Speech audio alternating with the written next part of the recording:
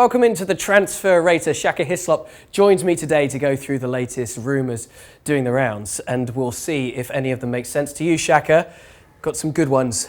Wilfried Zaha, 3 years at Crystal Palace, but is now the time to go to a brand new stadium with Tottenham Hotspur.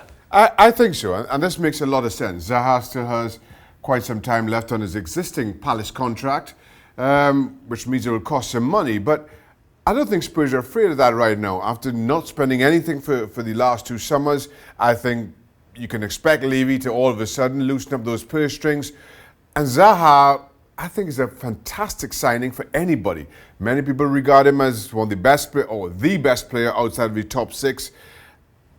I'm not sure I'll go that far, but saying that, I think Zaha fits in with Pochettino and Spurs wonderfully well. Incredible talent. A lot of people would have said, well, that period where he went to Manchester United from Palace, went back, loaned elsewhere, it wouldn't have helped him. But in actual fact, it seems at 26, he's matured a great deal. He has, and you only have to look at his performances over the last couple of seasons to see exactly how much he's matured. And having to largely carry a Crystal Palace team, particularly last season, almost single-handedly, I think has shown not just his talent, but certainly his leadership. Listen, maybe the Manchester United thing came a little bit soon, but this makes a whole lot of sense for me on a number of different levels, for both player and club. Yep. De Ligt, fresh from handing out a lesson in Turin, let's be fair. He was absolutely fantastic at the age of 19. Mm-hmm. Is he going to join now Frenkie de Jong? Was that the final piece that Barcelona needed to see to be sure that he is the man that they need to be long-term their centre-back? I think there will continue to be speculation around De Ligt and his future, because there are any number of clubs who would be interested in his talents. Now, the back page speculation is that given De Jong going to Barcelona, De Ligt would prefer to make the Camp Nou his preferred destination as well. I don't think that's putting off any other potential suitors. We discussed this on FC yesterday, and Gab Marcotti's still a little bit unsure about De Ligt. I have to say, I don't share his concerns. From a Barcelona perspective as well, you look at the centre-backs that they have on their rosters. You've got Piqué and Vermaelen, who are over 30. You've got Umtiti, who's 26 years old, and Langlet, who's 20.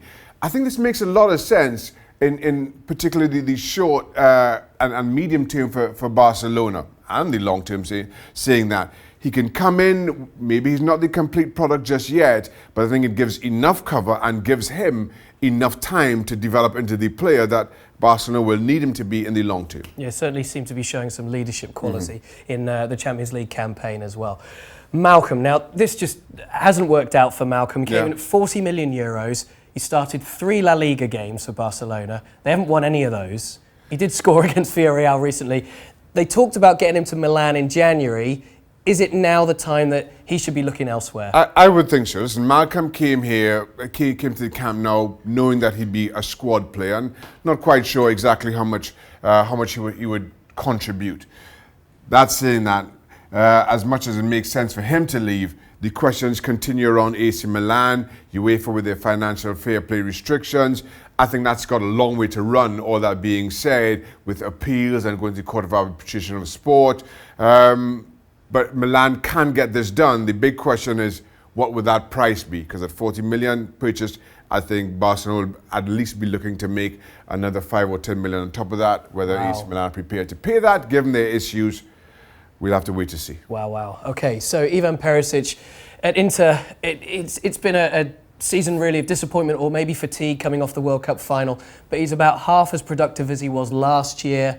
They've been talking about him leaving for a long time. Having said that, he's got a few years on his contract. Yeah, but I think the time is right now. And given the issues around Icardi with AC Milan, and there were a lot of suggestions that Perisic was one of those parties that wasn't seeing eye to eye with Icardi, and given the kind of flip-flopping that the club have done, I can understand Perisic's own frustrations with AC Milan. I think the time is right for him. Wow, we've got a lot making sense here today.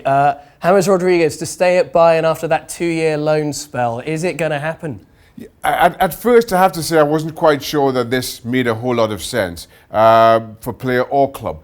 But James Rodriguez continues to play a significant role for Bayern Munich, and Bayern themselves have to replenish heavily this summer.